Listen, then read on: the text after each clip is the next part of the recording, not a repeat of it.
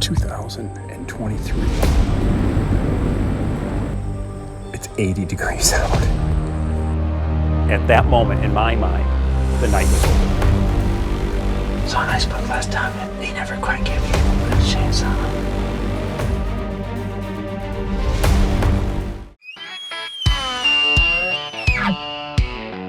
That's the double drop buck. This nicest pair I've seen all week.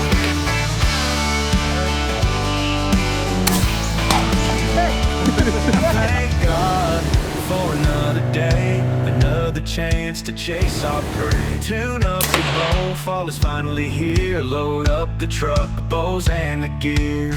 Camo and boots, we hit the stand. The wind is right just as we planned. At the break of dawn, looking around, whitetail inside our hearts start to pound. Day game adventures, having a while. Brothers in spirit, rugged and wild. From sunrise to the evening's glow, it's the hunting life, it's wonderful. It's the hunting life, it's what we know.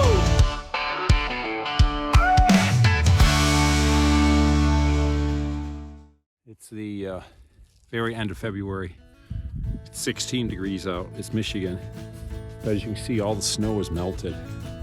So what I was doing today, I took my granddaughter out to really kind of look around for sheds, but in particular, we were looking for not really a shed, but we were looking for a broken tip off that buck I shot last year on October 1st. I've been to that spot probably 5 times looking for it. I marked it, but it was all overgrown, so deep. So I marked it with a couple rocks so I knew exactly where he went down and then where he crawled as he went away. So I had the path marked. Well, sure enough today, I mean, I don't even know. What are the odds of finding his broken tip? Welcome to Take Aim Adventures. I'm Rob. This is Joe, Mark, and we're going to be the guys really in charge of your adventure with us as we take aim. We came up with the title because we just think about it when it comes to hunting that we do so much prep about camo and about grunt calls and about scent control and all their stuff, which is all really important. But we really want to push ourselves on, well, how much time have we spent being prepared to take aim? Because you think about the hunt, that is the critical moment as we take aim to take the shot that we've been given. In this first episode, you get to see that buck come across the field. It's crazy. He's a doozy. He's wonderful. From Michigan. Didn't know he was there. And you're standing in the tree and you're shocked, and a lot of things that you thought was going to go really smooth didn't. Yeah. And some things did, but enjoy the hunt. Good evening. It's October 1st, 2023. And for those of you who like to bow hunt in Michigan, you know what that means. Opening day, it's 80 degrees out. I'm wearing the lightest stuff I could find. Fortunately, I'm in a spot you can see the shade is on me, so it's a little bit cooler. This back edge of the farm actually has a small lake with a public access behind me. I'm not sure if you can hear it or not, but in the background you can hear people swimming. That's a very unusual sound to have around your blind during bow season. But we'll be thankful. Hopefully they clear out, and about an hour before dark, the deer should start coming across the food plot. We'll see what comes across. Thanks for joining me. As I said, I'm right on the edge. Oh, lake. It's a very, very small lake. Apparently today.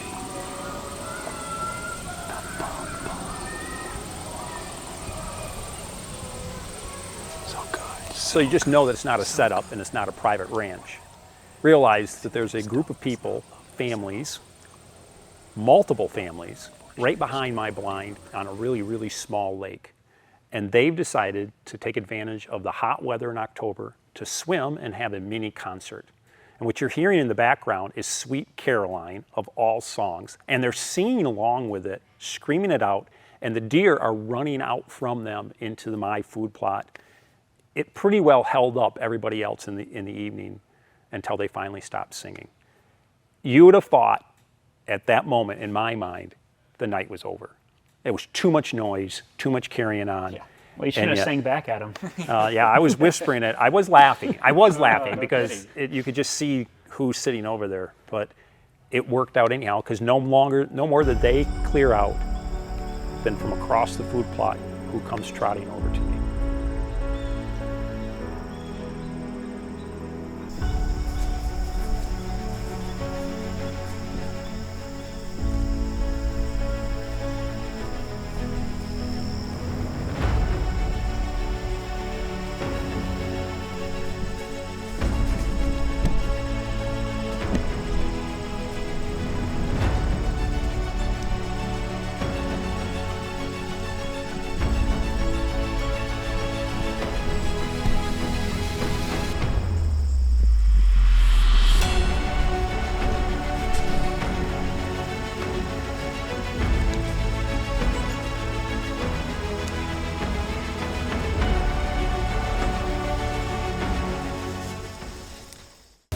Stabilize your firearm or crossbow from wherever you hunt, however you hunt. From ground blinds to ladder stands to side-by-sides to ultralight tripods. We have what you need to make long-range accuracy easy. Leading the industry in innovation, we offer some of the most modular and adaptable shooting rests on the market. Ditch the shake and steady your shot with Final Rest. Good shoot, buddy. I mean, advice, man. This segment is brought to you by Ultra Arrows, Slick Trick Broadheads, Dual Game Calls, Tree Thrasher, and Windscent.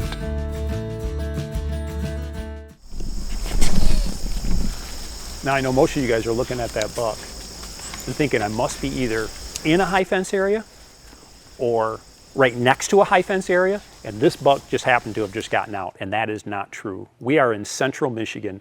There is nothing around us. We're on our own family farm. We have neighbors. I am sitting actually in the stand I'm in. I'm within a couple hundred yards of my neighbor's lot line. I have a lake to my north. This is not a normal deer to see in the woods in central Michigan. Not even close. And so the heart starts to pound when you realize, really, for me, at my age, it's really a buck of a lifetime. It's an opportunity of a lifetime. And this whole quandary starts to take place between shooting the buck and getting video on him. So when I think everything was lost, the 12 pushes him right straight back into me again. This time he comes in 25 yards away. He's on the opposite side of the main limb of the tree. I can see his antlers. If I move my camera, I could easily shoot him, but I don't want to move my camera. If he took 2 more steps, I'd be able to get past my camera viewer and I'd have him. The 12 walks up on him and he finally had enough of it. He turns around, goes back behind the tree, so now all I can do is hear them, and I have other deer underneath me, and they start fighting like crazy. The fight finishes and he disappears in all the corn, and I don't see him. I thought he was gone forever. I thought I'd never see this deer again.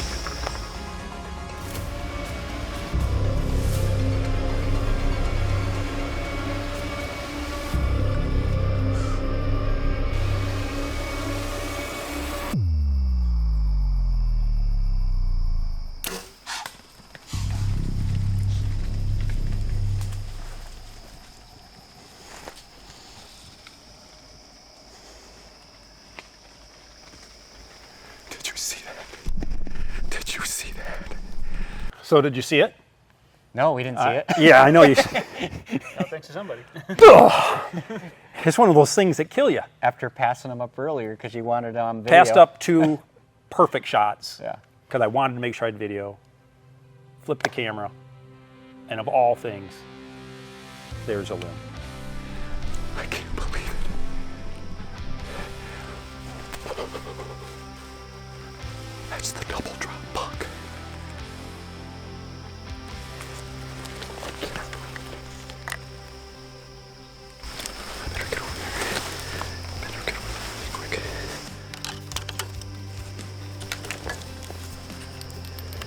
after the shot, I can't control myself at all to get my quiver on. Excited as could be. I just got the buck of the lifetime. Everybody knows hunting with a bow and arrow. You know, you're waiting, but when you watch him endo, life is pretty good. Yeah. So I'm up there celebrating, and I pull up my binoculars and look, and all of a sudden I realize I see a set of antlers going through all the long grass, and he's moving away from me. So celebration went to horror, went to fear. Let's get down and get after him. Ended up trying to get my quiver on my bow. It seemed like that took me forever, and get out into the field. And he ends up letting me get in close enough, and I put one more shot into him. Oh my word. Look at this buck. What a cool buck. That is a monster. Look at the width. It's almost like a double beam, a second beam here. Yeah. And this one became a second beam and then dropped. Split eye guard here. And you don't even know what's going on over there. I don't know. Did he earn the way on the wall, Robert? I think he's gonna have to go on. Do you think he's gonna make it? Hopefully you saw the video. He came in probably an hour and a half before dark. We have absolutely no pictures of drop tine buck with this type of mass going on. We have a couple big 10s, a couple big 8s, which I think you probably saw throughout the night. And all of a sudden this guy comes running over. I had him at 32 yards. The problem was that he had come to the tree on the side my camera was on with all the other deer. It would have been a simple shot. What he did is he came right straight towards my tree, and then all of a sudden, of course, he went to the opposite side. And I about had a heart attack just because I was trying to do the right thing. And you guys know at MWP, we try to videotape the kills and the shots. And so I had to let everything just roll. An hour later, maybe just over an hour later, instead of coming at me from the west, all of a sudden I look and he was to my south and east a little bit, working off into the back food plot that I have. And sure enough, he comes walking in, grabbed the camera, turned it again. I'd had the camera on so much tonight that I was on one more blink on the battery, so I was trying to conserve it. So I turned the battery on, flipped it to the direction. I know the footage probably isn't that good. I haven't even seen it yet. And he ran out in the field. You'll probably see in the video me jump out of the tree and take off through the field, because what he did is he ran and then he tumbled. And then I thought I saw in all this tall grass, I thought I saw his tips moving, like he was crawling away, and it didn't make any sense. And so I stood up, had another arrow in, and shot him again. Today is October 1st, the first day of archery season, and this is the gift that God gave me. Have a good night. It's the perfect combination of comfort, durability, and ease of use. Made in the USA of the highest grade materials to last a lifetime. 5-sided design with a spacious carpeted interior and almost panoramic view. Windows large enough for both rifle and bow hunting. Modular design for easy setup and teardown where equipment can't go. Towers and an array of blind accessories available. Choose the outfitter grade hunting blinds from Slayer Blinds. This segment is brought to you by Fourth Arrow Camera Arms, Final Rest Shooting Systems, Slayer Hunting Blinds, HHA Sports, and Hornady. As you can tell from that hunt, self-filming can be so difficult. It can be so frustrating. You think you have it and you don't. Why is the rock on the table? Well, I mentioned at the beginning of the hunt that we found that broken tip almost 6 months after I'd shot. And this is the rock, the night that I shot him when I found first blood. I went and found this on the edge of the field and put it in the location. And sure enough, in the spring of the year when I went back out, I found the rock with my granddaughter, and that's how we ended up finding that head. So this sits on my desk as a memory of that hunt. This next hunt takes place about a week and a half into October, and it actually is going to contain Mark in a Slayer blind that we had just set up. Yeah, so it's about a little over a week later, and I was seeing some nice bucks in our area, and really the night before this hunt, I had seen two just great bucks walking out together, and even though it was so early, they were also slightly interested in does apparently at this point, because they did one of the most annoying things you can ever see a buck do, especially that early when they're not supposed to be doing it necessarily. This gorgeous buck walks out, sticks his head into my flute plot, sees a doe, and turns right back around and just walks right out. It was just like, you've got to be kidding me. And one of my favorite parts about this and the hardest part about this spot is you have a lot of cover around you. So you really don't see a whole lot until they're right there on top of you. So you have to be really paying attention to what you're hearing. And 9 times out of 10, it's a doe or a squirrel or a pheasant. But False alarm. this time, he finally popped out on me and just allowed me to get a good shot. Okay. Hey, it's the 10th of October now. Saw a nice buck last time, and he never quite gave me a chance on him. So I'm hoping that this time I can get a shot at it. Like it just came out. It didn't come all the way over. It just stayed on the other side, where it's like really tight, and I have my window blocked over there because I usually come across. So hopefully he makes his way over. Otherwise, there's 3 bucks actually that could do that. The first one did the same thing. So there's 2 bucks that are actually really nice shooters. They give me this chance. I'm taking one of them. Ready to go. It's a kind of rainy night. We'll see how it goes.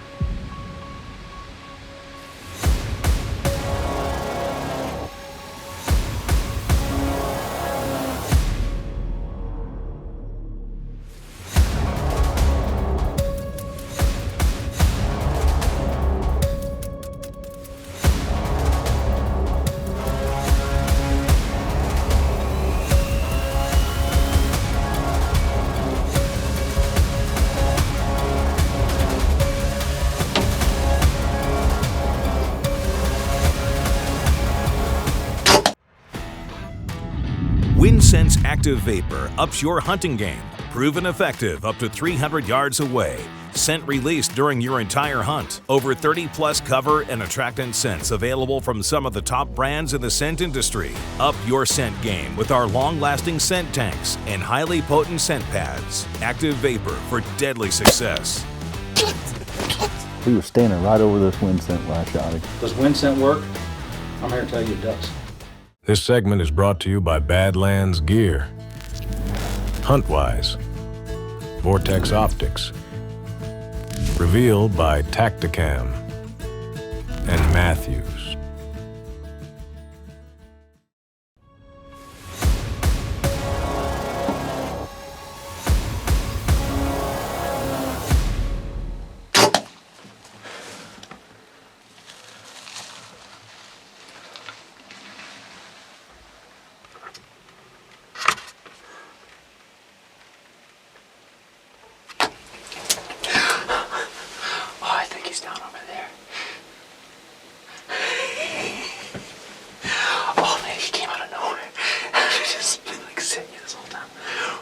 Something to happen, and then he just walks out, comes up.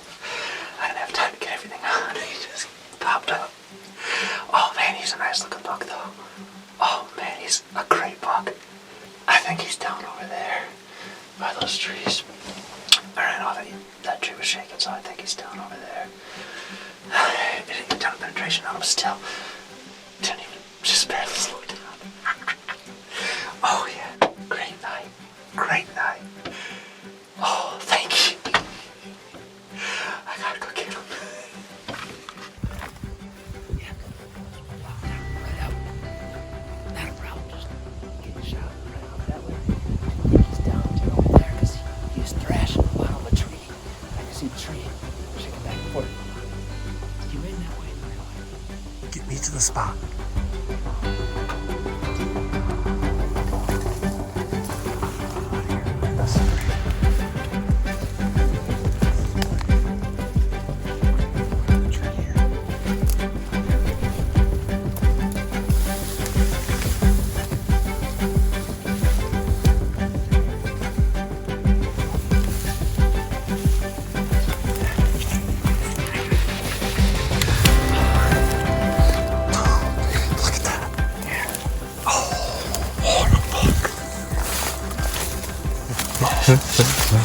Just, What a buck. yeah, it was a great time.